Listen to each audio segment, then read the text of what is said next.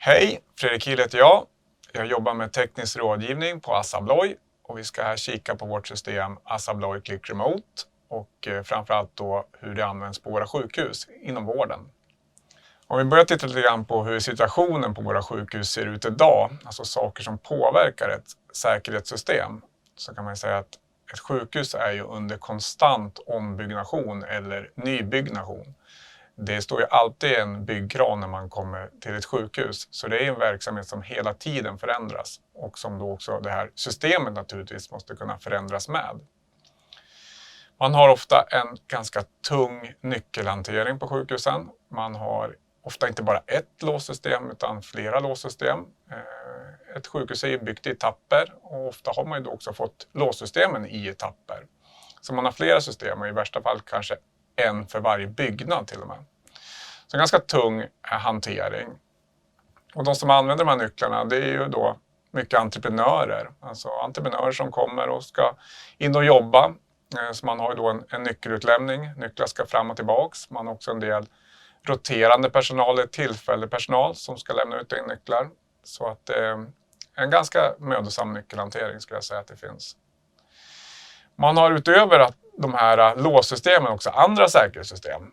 Man har ju då brandlarm, man har inbrottslarm kanske på vissa delar inom sjukhuset. Överfallslarm, trygghetslarm som finns på akuten eller psykiatrin. Passersystem, de flesta sjukhus har ju väldigt väl utbyggda passersystem idag. Och man har också då som jag sa låssystem, ofta inte bara ett utan flera. Och allt det här gör ju att det krävs ganska mycket kompetens för den här administratören att kunna sköta och underhålla alla de här systemen. Man har olika typer av dörrar. Alltså, man har både känsliga utrymmen, vi kan ta till exempel då, medicinförvaring är väl det första man kommer att tänka på. Men även inom driften, reservkraft och andra väsentliga utrymmen som man måste skydda, som är extremt känsliga. Sen finns det också en väldig massa dörrar som egentligen inte har någon form av skyddsvärde utan jag låser dem bara för att besökare kanske inte ska förvirra sig in. Så att det finns både och där. Också när man tänker flöden, det finns dörrar på sjukhus med tusentals passager om dagen och ställer ju ett form av krav. Så finns det kanske ett driftutrymme någonstans som öppnas en gång i halvåret bara vid en inspektion. Så flöden skiljer också mellan dörrarna på sjukhusen. Man delar också utrymmen på ett sjukhus. Ofta har man externa hyresgäster inom sin byggnad. Alltså jag kan ha en tandläkarmottagning eller någonting då som är extern, men det är ändå sjukhuset och sjukhusets driftpersonal som något sätt står för underhållet och servicen. Så det gör då att den här externa hyresgästen då och central driftpersonal ska kunna komma in i samma utrymme.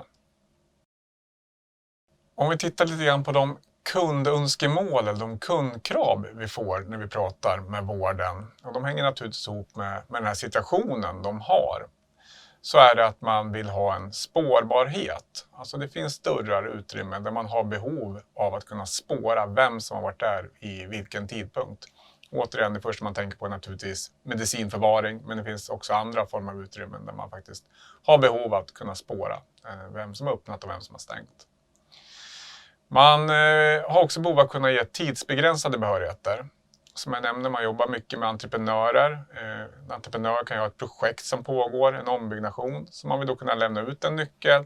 Man vill också kunna sätta en stopptid, att nyckeln ska sluta fungera efter projektet är avslutat. Så om nyckeln då försvinner, inte lämnas in, så ska den ändå vara obrukbar. Man har också behov av att kunna förändra behörigheterna. Det är ju en föränderlig verksamhet och i och med att en verksamhet förändras, då måste jag också kunna förändra mina behörigheter på ett enkelt och smidigt sätt. Och det ställer naturligtvis också krav på det här systemet att det är lika flexibelt som verksamheten är. Det försvinner en hel del nycklar. Det gör det i alla verksamheter där man hanterar nycklar. Sjukhus är inget undantag från det. Så att man har behov av att enkelt kunna ta bort en förlorad nyckel. Och man vill ju helst också kunna göra det utan att det ska ta med sig andra kostnader i systemet, alltså omläggningskostnader och så vidare. Utan att på ett enkelt, smidigt sätt kunna få bort en förlorad nyckel är ett önskemål vi har fått. Man har också behov av att kunna skydda sig från nyckelkopiering. Ett låssystem har ju patenttider, men våra system på sjukhusen lever oftast mycket, mycket längre än vad patenttid på ett låssystem finns. Så att patenttiderna löper ut och med det så får man också ett problem med man säger, en illegal nyckelkopiering. Och det kan vara att jag har lämnat ut en nyckel till en entreprenör och när jag väl får tillbaka den så får jag tillbaka 3 stycken till. Och då har den entreprenören då kopierat upp nycklar till sin personal för det var ju smidigt och enkelt. Då. Så att man tappar nyckelkontrollen på grund av att man har den här illegala, okontrollerade nyckelkopieringen. Om vi tittar lite grann då vad klick normalt hamnar på ett sjukhus. Alltså klick är ju en del av en helhetslösning. Det finns ju inget system som uppfyller alla dörrar, alla funktionskrav. Utan klick är ju en del tillsammans med någonting annat. Ofta då flera system. Men en stor del av klicken hamnar faktiskt där det redan sitter passersystem idag. Alltså i passerdörrar där det sitter kortläsare. Och anledningen till det är att i de här dörrarna så sitter det också en cylinder. Vanligtvis så har man ju någon form av nödöppning på de här dörrarna. Kortläsaren går sönder, någonting händer. Jag måste på ett snabbt sätt ändå kunna ta mig in här. Och då hamnar det då en låscylinder i den här dörren. Och den cylindern blir då extremt känslig. För med hjälp av den cylindern, den nyckeln, så kan jag helt obemärkt gå förbi då hela mitt säkerhetssystem. Så den här cylindern är egentligen känsligast av allt på hela sjukhuset. Här hamnar ju då mycket klick, man vill ha en kontrollerad passage, alltså om någon går förbi kortläsaren, ja, då ska det vara registrerat. Och naturligtvis också om en nyckel skulle kunna försvinna så måste jag kunna få bort den i de här dörrarna. För jag har ju valt passage av en anledning, av att det just är känsliga dörrar. Den stora delen klickcylindrar ändå, det ska jag säga hamnar på driftsidan inom ett sjukhus. Och varför det gör det? Ja, det är ju det att det finns otroligt mycket driftutrymmen. Man förstår knappt hur många de är, men det kan ju vara tusentals på ett sjukhus. Passersystem, det sitter absolut även inom driften. Oftast då så är det till de mer kanske väsentliga utrymmena, alltså de känsligaste utrymmena eller där det är väldigt mycket spring. Men det är också väldigt många andra dörrar som aldrig nås av passersystemet. Det är liksom inte ekonomiskt möjligt att sätta kortläsare på alla luckor och så vidare, utan det finns väldigt mycket dörrar som faktiskt sitter mekanik på dem. Och här hamnar ju klicken då som ett komplement till då passersystemet. Det finns ju också även inom klicken olika nivåer. Du kan dels få då elektromekaniska cylindrar med spärrning, spårning, loggning. Men du kan också välja rent mekaniska cylindrar på de utrymmen som du kanske inte har behov av att logga och spåra. Men jag som driftpersonal, jag använder min nyckel, samma nyckel till allt. Då. Så det är en nyckel till alla dina dörrar. Medicinförvaring är en annan del. Lite olika. Naturligtvis man tänker det sitter passer och det gör det ju självklart väldigt mycket inom medicinförvaringen. Speciellt då på de här centrala medicinförråden. Ja, där hamnar återigen kanske klicken mer som en nödöppning till passersystemet. Men om man tänker då skåp inne på vårdrum, det kan vara inne på ett boenderum. Jag kanske inte har den starkaste formen av medicin här, men ändå så ska det vara låst och det ska vara loggat vem som öppnar och stänger. Där hamnar ju klick ofta då. Även så till medicinvagnar i och med att vi inte då har något krav på ström och kommunikation, så det är väldigt enkelt att kunna flytta runt de här vagnarna och då är en väldigt driftsäker lösning som då är fullt spärrad och spårad. Om man kommer in på avdelningarna på ett sjukhus så ser det väldigt olika ut hur mycket passersystem egentligen ett sjukhus har. Vissa sjukhus är ju nästan vad man kallar för nyckelfria, det vill säga att jag som kanske sjuksköterska, läkare, jag kan gå med mitt tjänstekort egentligen i alla mina utrymmen jag har behov av dem. Så ser det dock inte ut överallt, utan på många ställen så använder man då passersystem kanske i slussen in och på väsentliga utrymmen inom avdelningen. Men det är fortfarande väldigt mycket nyckellås kvar även där. Här används också klick, ofta då så ihop med våra elektroniska nyckelskåp Traka. Alltså att jag inte tar hem nyckeln utan man förvarar nyckeln på avdelningen. Så när jag kommer på morgonen som sjuksköterska så går jag in med mitt kort genom min sluss och jag använder samma kort för att öppna det här skåpet. och där inne hänger då nycklarna och jag tar ut nyckeln och laddar på mina behörigheter.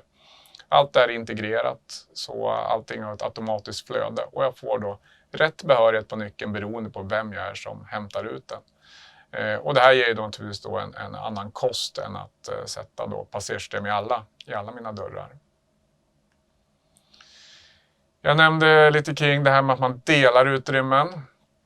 Ofta är det ju driften som av en eller annan anledning ska in i någons utrymme. Det kan ju vara inne på en vårdavdelning, alltså ett driftutrymme där både kanske vårdpersonalen ska in men även den centrala driften.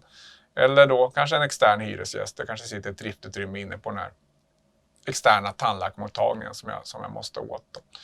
Och för att då slippa dela nycklar, alltså att man ska behöva hantera flera nycklar, flera system, så har vi tagit fram våran ShareLock som då är ett dubbelfunktionslås. Jag som driftpersonal, jag kanske har min klicknyckel då i mitt driftsystem och med den kan jag komma in i den här dörren. Men antingen då vårdpersonalens egna cylinder eller den här externa hyresgästens cylinder som sitter i dörren idag, den kan då sitta kvar och stoppas då rakt in i behöret. Och, så 2 nycklar från 2 system, access till samma dörr. Och allt det här kan vi göra då utan att på något sätt förändra några uttag eller borrar i dörrar, utan det skruvas på som vilket cylinderbehör som helst. Då kan naturligtvis enkelt tas bort eller flyttas om det skulle monteras ner. Om vi sammanfattar lite klick inom vården eller på våra sjukhus så kan man säga att klick är en one key solution. Du ska alltså som nyckelanvändare endast behöva en nyckel till allt. Du ska inte behöva bära flera nycklar i hela knippor med nycklar. Utan en nyckel ska öppna alla dina dörrar. Att vi kan göra det är ju för att vi kan erbjuda en möjlighet att kombinera då elektroniska cylindrar och mekaniska cylindrar i samma system. Ja, det här gör ju då att jag ska kunna få rätt peng på rätt dörr. Där jag har behov av att spärra och spåra och logga en användare, ja, där sätter jag naturligtvis mina elektromekaniska cylindrar. Där jag inte har det behovet utan det fungerar med rent mekanisk cylinder, ja, där sätter jag det. Och allt blir ändå på en och samma nyckel för den här användaren. Installationsmässigt, en klickcylinder har samma mått som ett mekaniskt lås. Den finns i alla modeller. Du byter den på samma sätt som ditt mekaniska lås. Det finns inget underhåll i form av batterier eller annat, kabeldragning, utan en väldigt snabb och enkel installation, vilket naturligtvis gör att den blir väldigt kostnadseffektiv. Vi har möjlighet att spärra nycklar i systemet, alltså förlorade nycklar är inte längre en säkerhetsrisk. Vi kan också göra det på distans. Vi behöver inte besöka några dörrar i det här systemet för att få bort en nyckel, utan nyckeln dör av sig själv. Och det är ju viktigt på ett sjukhus i och med att man ofta har väldigt mycket dörrar, man har flera byggnader. Så enkelt och snabbt kunna göra på distans, jag ska inte behöva gå till mina dörrar på något sätt för att få bort nyckeln. Vi har möjligheter att förändra behörigheter, även det på distans. Det vill säga att jag bygger om, jag bygger nytt. Personal ska röra sig på ett annat sätt. Ja, det här gör jag återigen som administratör via datan. Nyckelanvändaren, ja, den uppdaterar sina nycklar precis som vanligt och får då sina förändrade behörigheter på distans.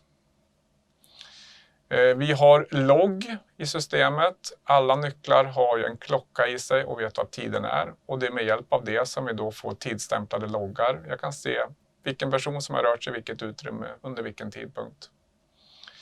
Vi har också möjlighet med hjälp av den här klockan att då sätta dels då start- och stopptider, men också schemastyra nyckeln. En entreprenör kanske bara ska in under 3 månader, måndag, fredag 7-17.